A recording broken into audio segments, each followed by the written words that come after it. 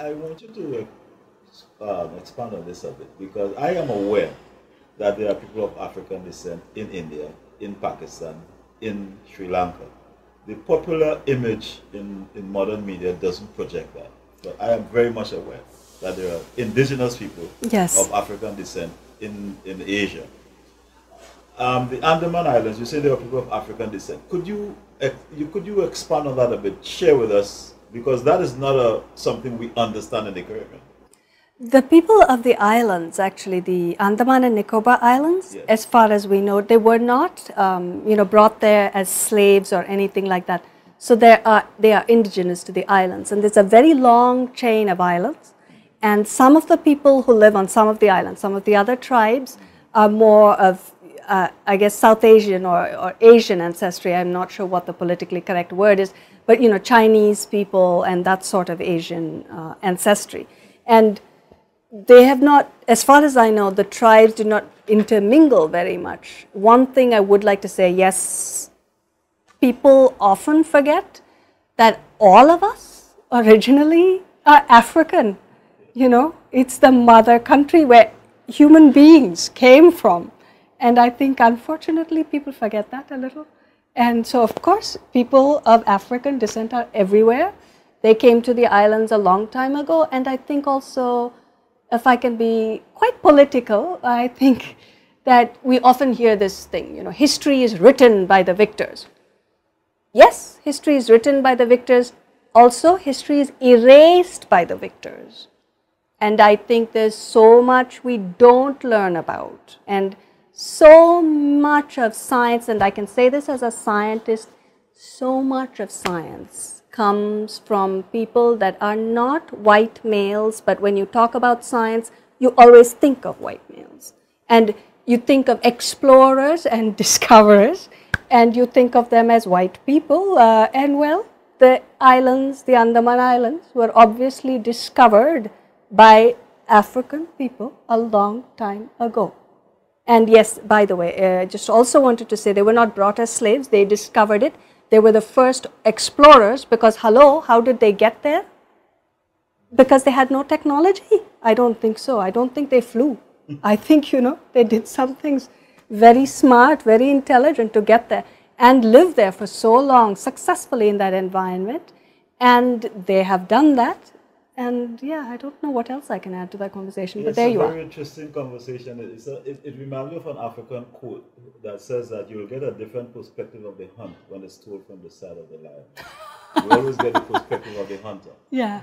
So it's interesting that you say that about history, because I am very familiar with the fact that even in the heart of Pakistan, in Karachi, there are people of African descent, which most people in the Caribbean are not aware of, and other parts of Pakistan and so on. But having said that, we need to move on. Our next question is your other book, which is Climbing the Stairs. Yes.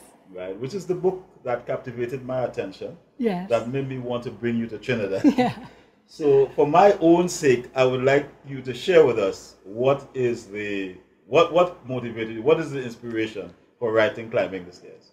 All right, I have to. Yes. Sorry, I have to get my book. Yes. Climbing the Stairs, the inspiration for this book is very dear to my heart because it's my first novel. It feels like my first book. It really is. And I love it. I love all my three book children, but this was the first one. And it was loosely based on my family's own history. And it's another part of history that I think people are not very well aware of, is that during the Second World War, when you think of a World War II soldier, just like when you think of mathematicians, so many mathematical histories came out of India, mathematical inventions, came out of India. You never think of India when you think of mathematics, unfortunately. Then again, when you think about a World War II soldier, the association is usually, again, a white person. And, there was so much in terms of course, resources from all the former British colonies, including, I'm sure, Trinidad and Tobago, and the Caribbean in general, that were used, without which the Second World War would not have been won by the Allies. And they also used human resources. And among the people who were in the Second World War that are not recognized, you'll go around the world and see monuments to Second World War soldiers. They're always usually the Europeans or the Americans, not the people from the former British colonies that also fought in those wars. And there's one, in all my life, in all my travels, I've seen one small monument to everybody stuck together in one corner of a not very important park in England, in London. And I think that that aspect of things was in my mind, and for several reasons. I was becoming an American citizen. I was thinking about, you know, nonviolence and violence and what those meant to me. And in my own family, in the 1940s, there had been people who marched alongside Mahatma Gandhi as nonviolent protesters, and that is something that I think is marvelous, of course, that just the entire population was able to take that concept of ahimsa, of nonviolence, which is very old and certainly there in several cultures, and certainly in the Indian culture, very, very important to us, and did that. And yet there was this young man who was distantly related to me, a granduncle, who took part in the Second World War. And I always thought, how did that happen? How did this one man decide to volunteer and become part of what later became the world's largest all-volunteer force for a time in the Second World War, was the British Indian Army. Now, of course, India was then India, Pakistan, Afghanistan, everything together. But how did that happen? So I was thinking about that, and this man's character was very much in my mind. And yet, as I started to write, something very magical happened. I could not hear the voice of this man, this young man that I was thinking of, as clearly as I could hear the voice and see a young woman. And I saw a young teenager, a beautiful young girl, standing at the foot of a staircase that she was not allowed to climb, that she was forbidden to climb, just because she was a woman. And why did she want to climb that staircase? She wanted to climb it because upstairs was the library. And in the house where she lived, the women lived downstairs where the kitchen was, the men lived upstairs where the library was. And that's all the girl wanted to do. And it was a big deal. But I knew that girl was going to climb those stairs because that girl was my mother. And while she had no idea at the time, she climbed those stairs not just for herself, but she climbed them for me, she climbed them for my daughter, even though she didn't know it. And for generations of other women. Yes. That's a very interesting story.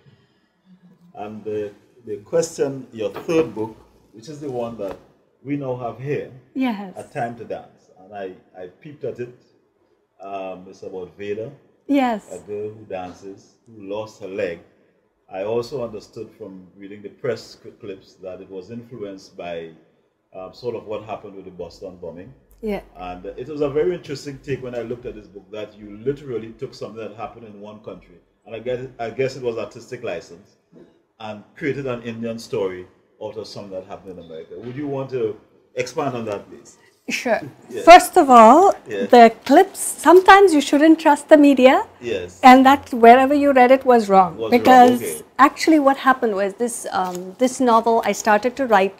All right, I think that writers are actually, with all due respect to people who are schizophrenic, I always say this. I think writers are actually schizophrenics. The difference between us and clinical schizophrenics is clinical schizophrenics, I think they try to talk to the voice.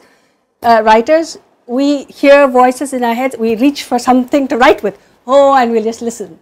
And so that's what I did. Yeah. So I had a voice come into my head, but how it happened was that I was in India, which I visit, even though I'm American. Of course, I visit frequently because much of my family is there. I was visiting India, and we saw the whirling dervishes. So the people, and people associate whirling dervishes with one faith, but the performance that I was at, there were Christian people, there were Muslim people, there were Hindu people, all singing and dancing as a way to reach something beyond themselves, to reconnect something with esoteric. God. Exactly. Something esoteric. So for them it was a spiritual experience, and it was marvelous for me to see that. And somehow seeing that brought into my mind, I think, and I know this is going to sound crazy and you're saying, where's the connection? But it brought into my mind a time when I actually was in the hospital. I don't talk about it very much. I was bitten by a snake in my brother's garden, and I spent the long and the short of it, it wasn't recognized immediately, etc., etc. I was quite young. And then, but by the time I took myself to the hospital because I realized something very wrong was going on, and it was the outer limit of how long you could live with this snake bite. It's the Russell's viper, it acts through your blood. And I almost died. I spent quite a bit of time in the hospital waiting to die, expecting to die, and thinking, well, if it's my last few days, then I might as well go laughing. So I didn't take any painkiller drugs or anything. It was very painful. But I thought if I escaped that experience alive, at the most, at the very least, I would lose one leg because it had bitten me. And my, the Renoir Impressionist paintings, my leg looked like that, all these different colors. So usually that means, and I thought that an amputation would going to be the least thing that happened to me if I survived. And the doctor said that, I was not going to survive. But that experience was ultimately spiritual for me. It gave me, I think, the foundation of my own spirituality. It was a very important experience for me, although you wouldn't necessarily think this, of how I look at the world spiritually. And having that happen to me at that young age and thinking that this might happen, I'm sure it was at the back of my mind when I wrote this novel. But I could hear then, after seeing this beautiful dance performance, thought about another young woman I had known who was very young, danced at my brother's wedding, a distant relative again, had to overcome several physical injury types of things and continues to dance, a beautiful dancer. And so somewhere I started hearing in my voice this young girl speaking, and I could see that she was going to lose a limb, she was going to lose her leg, and she was going to continue to dance. But I also saw very quickly that this girl's transition was, of course, hugely the physical courage that she has had to do this, but also something much more important, which is in the beginning of A Time to Dance, Veda, the young protagonist, is quite excited by the fact that she's the center of attention, she's beautiful, everybody's looking at her, she's dancing, haha, and she wins a dance competition. And so she's quite into winning and all the materialistic rewards that you get through her art.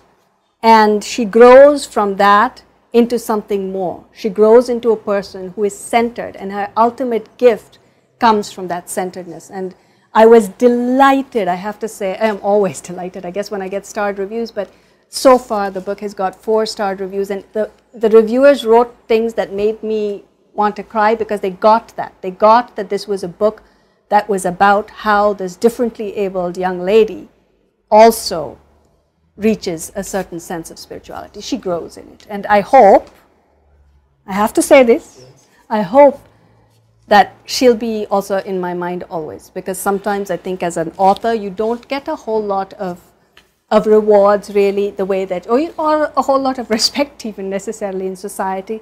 And I think it's important for me to remember that I need to be centered. While I welcome and I'm humongously, hugely grateful for the rewards, for the reviews, and they do matter to me, and I'm delighted always and honored to have them. And I hope I will continue to get them.